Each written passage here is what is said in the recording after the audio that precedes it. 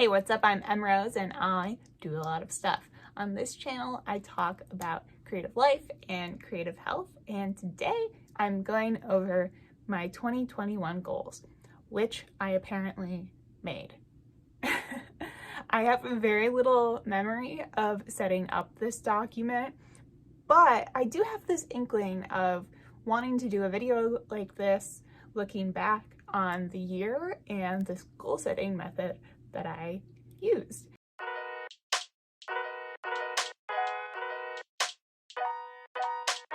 So I used a goal setting method that I learned about from the YA author Samira Ahmed. She is the author of a couple great books like Love, Hate, and Other Filters and Internment. And she has this great Twitter thread about how she sets yearly goals for herself using the SMART method.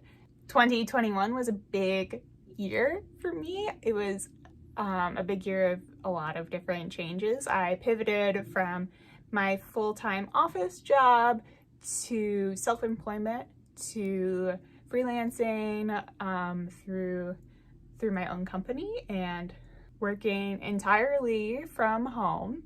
I also focused and dedicated essentially full-time hours to my writing and my art life during various periods throughout the year. At the onset last January, I kind of wanted some very structured way of keeping track of my progress because the nature of those changes I was making meant that I was entering sort of a much more unstructured work life.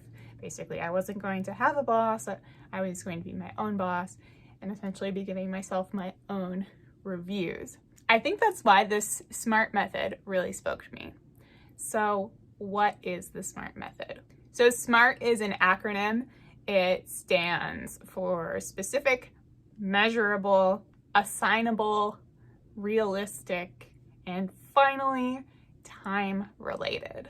The idea of this method is to take end goals that are somewhat abstract and break them down into small, actionable items, and also ones that you can keep track of. I still have hair dye in my hands, that's all it is. Okay. In the thread that I mentioned, there's a specific outline of 6 different areas that you literally type up bit by bit and save as a single document, label it, 2021 goals, that's what mine is called. Well, we'll see by the end of this video if I decide to make a 2022 version. I have some thoughts, I have some feelings. Here is where the outline starts. First section is accomplishments in the previous year. I really like this section. It's kind of giving some context on where you came from. So mine reads, I moved states, built up my savings, wrote over 70K in my manuscript, and endured throughout a pandemic, a bunch of other stuff. I started a lot of things in 2020. Looking back at that now, it is actually pretty shocking to me, that 70K number that I managed to write in my manuscript that year, given all the everything. The next section plays into especially that T in SMART, the time-related steps. Section 2, it's called immediate next steps. And it has some subsections like the next couple of months and then the next several quarters of the year, if you think about it as like a Q1, Q2, Q3, Q4 situation. This is something that you see in sort of the office or corporate world pretty often. It is how sort of forms for mid-year and year-end reviews would be structured. So it's kind of offering an element of that. Looking through my list of this part, which I'll show you like a bit of, it's kind of funny what I thought breaking down next steps meant, and I still don't quite have a solution for this. The thing about making goals for writing is just like, I feel that they are often just like, oh, and then I'll write the thing and it'll take me a month or whatever. Like, there's always a step there where you have to encapsulate like hours and hours, days, months of work as just like write the thing, which is not very helpful for me because I tend to severely underestimate the amount of time that things will take. I would like to be able to come up with some more sub-steps for, you know, like writing, but I haven't quite gotten there yet. Some of the things on this list definitely happened much, much later than I anticipated them. I finished my revision of my YA fantasy novel in more like March, April. I did not touch the outline of my new project until October. And then there are some other goals on here, like start posting on YouTube every week. That was like a huge change from not posting at all to like attempting to post every single week. I don't know how realistic that was for me. I'm failing that R part of SMART. But for the most part, a lot of these are in line with what I wanted to accomplish in the year. And I'm still chugging on. That YA fantasy novel that I mentioned is at the querying stage right now, which is really exciting. I did think I was going to get there sort of at the Q4 part of 2021, and it took me a little longer, but I do think, you know, that was absolutely worth it. Some of the things on here were very aspirational subscriber goals. Like, I do believe in kind of putting wish list items on your goals. Could it be a little disappointing to see that if you don't make it? Like, I do think so, but I feel okay seeing those numbers there. The only thing that I absolutely did not work on at all last year was my personal diary comic of sorts. I think it's a little bit of a bummer, but I just couldn't do it.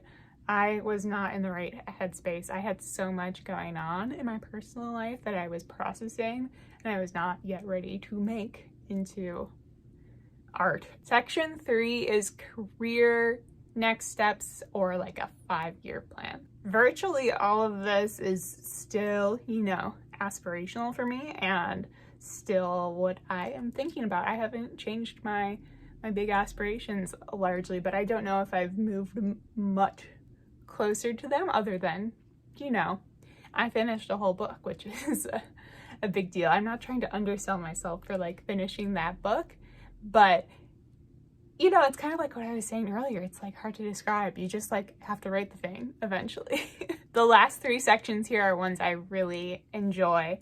So at number 4, we have outstanding items and questions. This is a spot for any questions you have about obstacles you might face along the way with the goals that you've set up in the first 3 steps, or sort of, you know, figuring out if your priorities are aligned correctly. Last year I said, how much time do I have to dedicate to my separate interests? How will I know if I am prioritizing the correct things? Good questions. This is still one I'm working on really hard right now. I do have a stronger sense that I am heading in the right direction creatively, but it is difficult as I'm juggling a lot of different things. You know, I have my writing life. I make a lot of paintings and art. I also have this YouTube channel and other social media channels. The question of balance is still definitely there for me.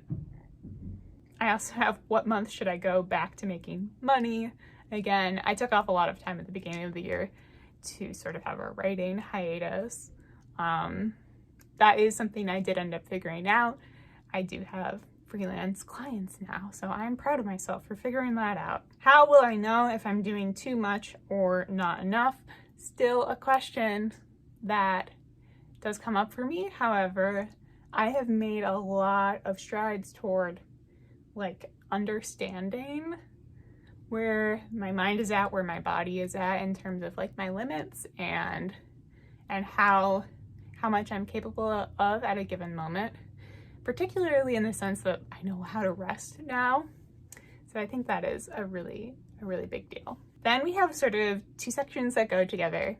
One is strengths and one is areas to work on, or sort of knowledge gaps. These are so cool. I think it is a different way. Instead of having like a object you're chasing after, it's sort of like a way of saying, I can use these strengths to maybe fill in some things I don't know.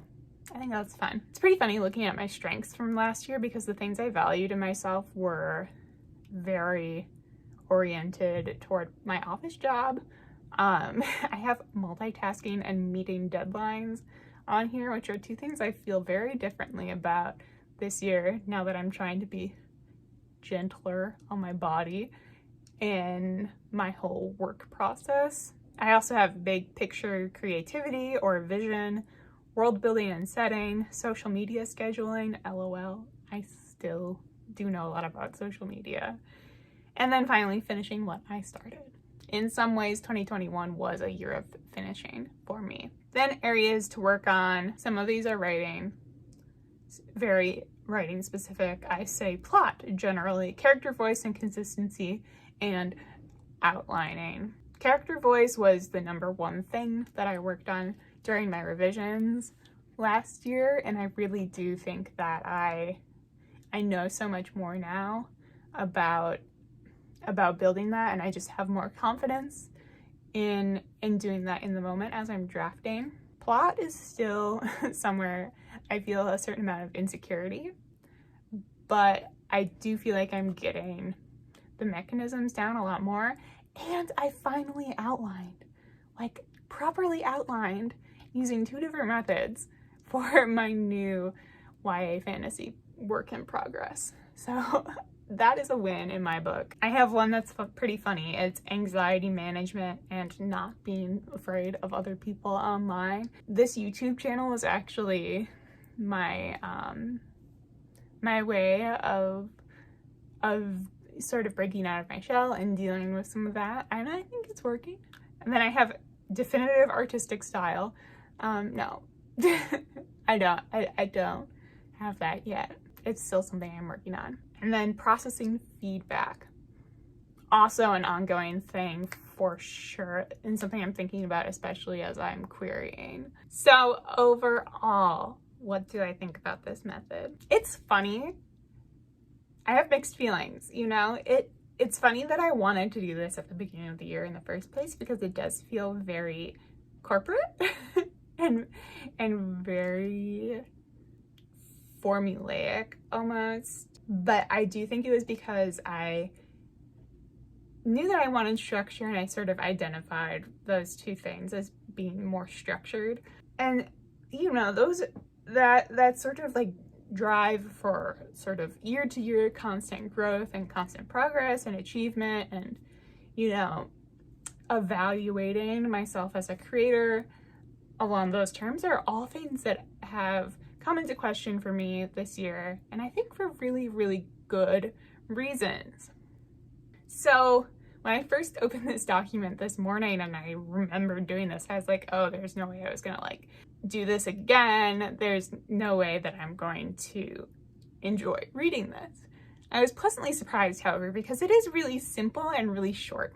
My whole thing comes out to like a page and a half. You know, I didn't look back at it throughout the year, but isn't it the biggest feeling I'm coming away with is sort of like a nostalgia or like a empathy for like the person who I was when I wrote that. You know, I'm kind of like, whoa, she was different. She was going through a lot, which is kind of a cool reflection tool. And I think I may want that next year too, which means I have to do it again this year. So I think I'll be spending some time today figuring out how I can write this up again for myself for 2022. Like I said, a lot of the goals remain on my mind. A lot of the questions remain on my mind as well, but I am going to try to sort of make it a little bit new this time around and figure out, you know, the best parts of this outline for me.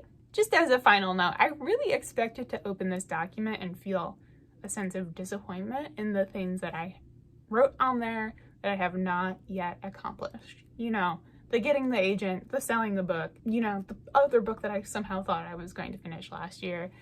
However, that has been my experience with goal setting in this structured way in the past, and that has been something I have been trying to free myself from, especially given the limits of my chronically ill body. However, I'm feeling sentimental. I don't know. I'm very interested in seeing what I can do to sort of make this template into like a gentle goal setting thing for me going forward. All right, that is it for today. If you want to find me around the internet, I am at EmmaRoseErit on Instagram, TikTok, and Twitter. My links will be below. If you liked this video, drop me a comment. Tell me how you are goal setting this year. If you're goal setting, you know, if you're on the anti-resolution train, which I think is a very, very valid perspective right now. If you'd like to stick around, you can subscribe to my channel. You might want to hit that notification bell too, because I post when I post. My schedule has been quite scattered lately. And until next time, this is Emma Rose. Thanks so much. Bye.